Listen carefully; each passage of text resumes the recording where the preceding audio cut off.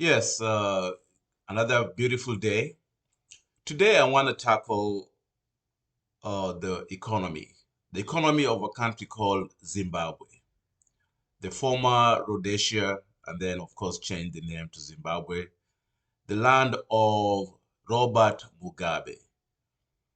Well, Zimbabwe has a new currency. This new currency is not an easy turn or a new fix. Zimbabwe's economic history is complex and it's marked with various phases, including colonial rule, independence, and periods of economic turmoil. So, what's going on right now is we stand in the cusp of a new era in Zimbabwe's history. You know, they have introduced something called the ZIG, Zimbabwe Gold. So we are witnessing a momentous shift away from the tumultuous journey of the Zimbabwe dollar. So they're moving from the dollar and they're going to Zimbabwe gold. So the dollar is a currency that has endured years of decline. However, this transition had heralded as a beacon of hope has been marred by turbulence from the very inception of it. So on Monday, April 6th or April 8th, 2024, the ZIG officially commenced trading, thereby replacing the beleaguered Zimbabwe dollar.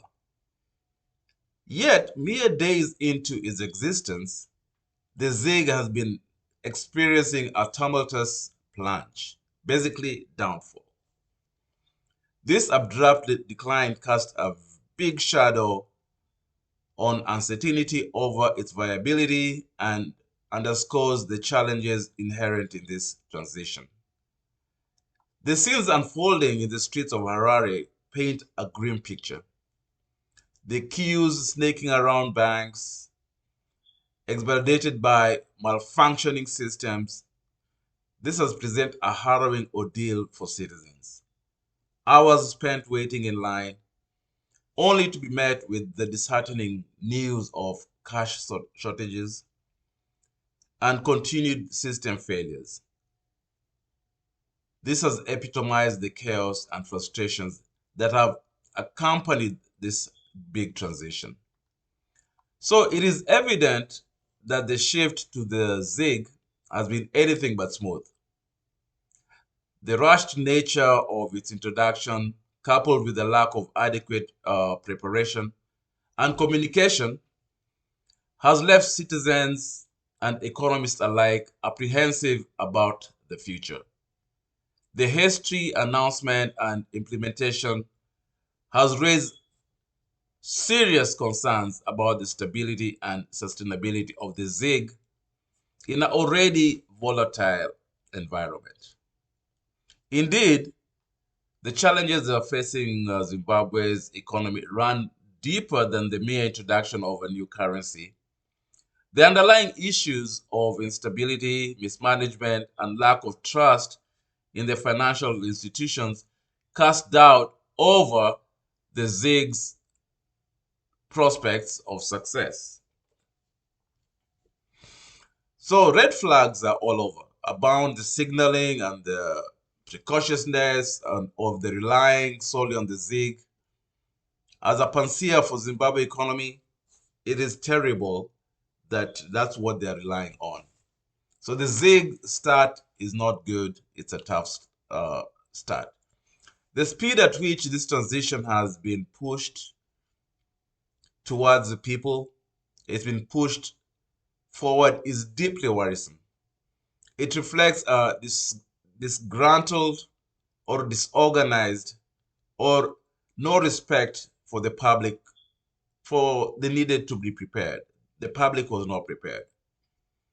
And this was an oversight because the complexities involved in such monumental shift needed the public to be made aware, needed the public to be prepared.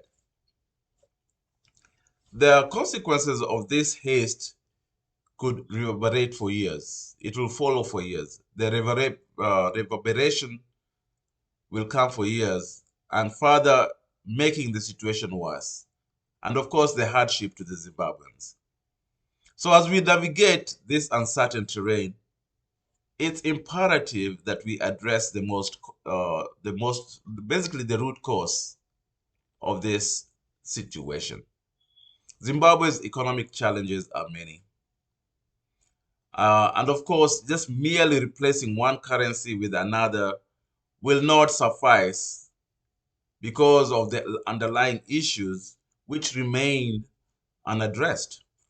So it's incumbent upon the leaders to chart a course that prioritizing stabilizing, transparency, and inclusivity, laying the foundation for the resilient and prosperous economy. If they don't do that, it will just be worse.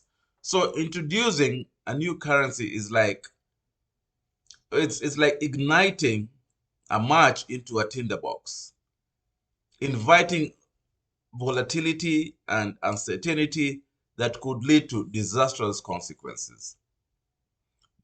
The potential collapse of the ZIG, Zimbabwe Gold, looms large. And it's the ordinary citizens who will bear the brunt of this crisis. Picture a mother of three standing in a line all day just to purchase groceries, only to find that the systems are offline. This is merely just, it isn't merely just an inconvenience due to the lack of funds. It's a dire situation where the inflation has soared, causing prices to spiral out of control. What was affordable yesterday is now out of reach today. And prices skyrocketing as the value of the currency falls. Imagine a taxi driver. What he was charging yesterday is not what he's charging today. Yesterday it was 10 Zimbabwe dollar. Today it's 20 Zimbabwe dollar. How do you even keep track on what to charge? Or imagine a college student. He had $1,000 Zimbabwe dollar in his account yesterday. Today that 1,000 is nothing. He can't even pay his school fees. So it's a dire situation. So it's just not the inconvenience. It is a situation where inflation has soared out of control and nobody knows what the price of anything is today. So citizens are turning to the government, for answers, in this time of uncertainty. And while the government has made efforts to reassure the public with statements of strategic plans, there have been many unsettling silences. They have no answers. I saw the Minister of Finance has attempted to allay fears by assuring the people that the government is taking measures to stabilize the ZIG. And the government is trying to ensure its functionality for the benefit of the populace. However, the specifics of these measures remain unknown. Nobody knows what they're doing. So to tackle the crisis, the government has decided to establish a ZIG stabilization task force. So they have this task force to stabilize the ZIG. So the task force is comprised of economists, government officials, and of course, experts. So their mandate is clear. Their mandate is to prevent the collapse of the ZIG through the regulation of its trading and the implementation of stringent inflation measures. So they want to reduce inflation. But the success of these measures, of inflation measures, hinges on the government's effective execution of them. Now, in the past, the government has not been able to execute. Now, these inflation measures will require the government to be at the top of their game so that they can be effective and then execute these measures. So it's a tall order for these people. So despite these efforts, the public remains very, very wary. They're labeling the situation as a potential economic sabotage.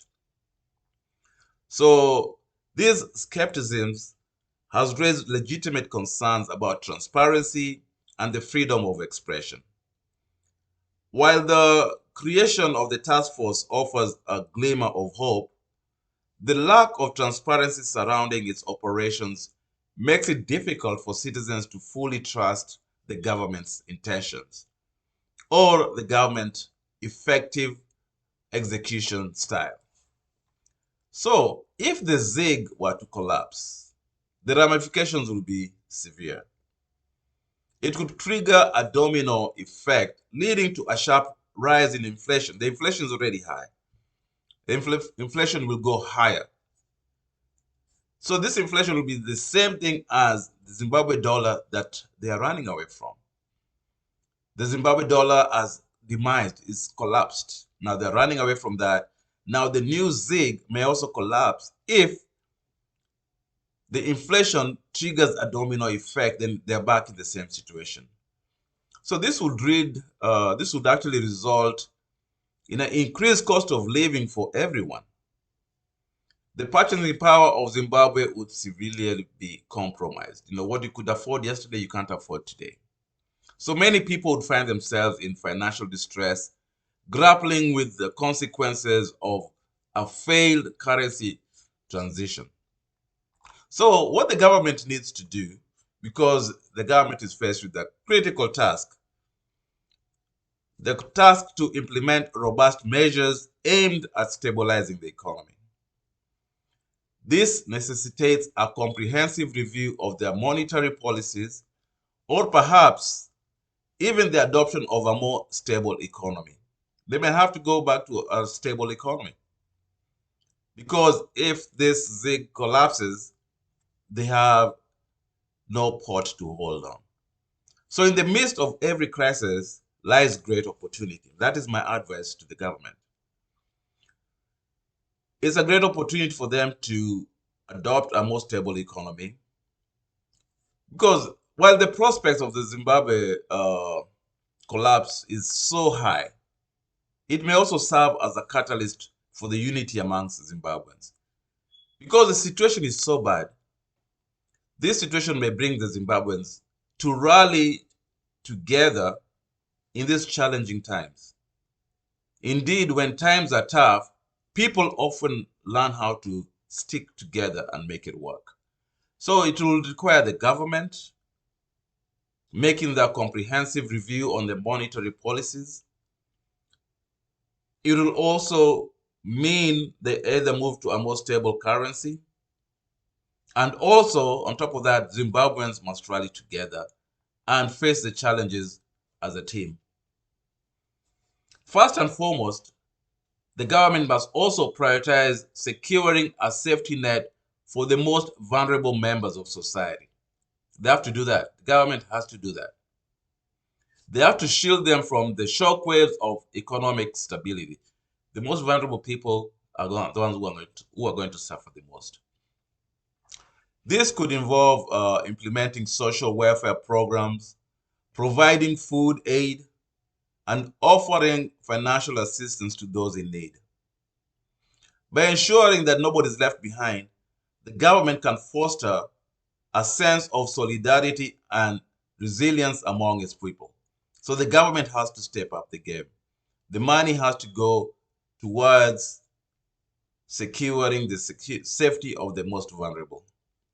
Number two, it is imperative for the government to take decisive action to restore confidence in the financial sector. As it is right now, no Zimbabwean can trust the financial sector. This entails addressing issues such as corruption. It's a chance to tackle corruption. It is a chance for the government to tackle mismanagement so that the public can see that the government is working. And the government also now has to increase their transparency so that people can see what the government is doing.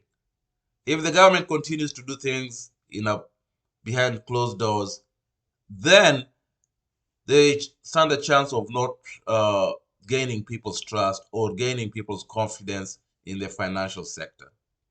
So by instilling trust in the banking system, and of course the financial institutions, the government can help rebuild faith in the economy and encourage investment and growth.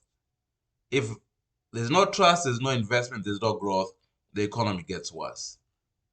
So while the road ahead may be fraught with challenges, it also presents an opportunity for Zimbabwe to emerge stronger and more united than ever before.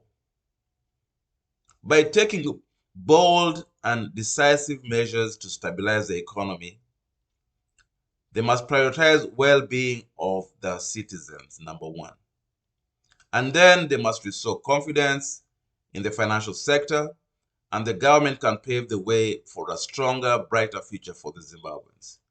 I think that is my few comments on this situation about Zimbabwe getting a new economy.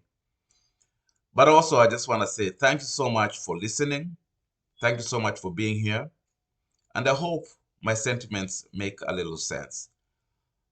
With that remarks, please subscribe to this channel, share with your friends, make a comment, and also let's discuss this further.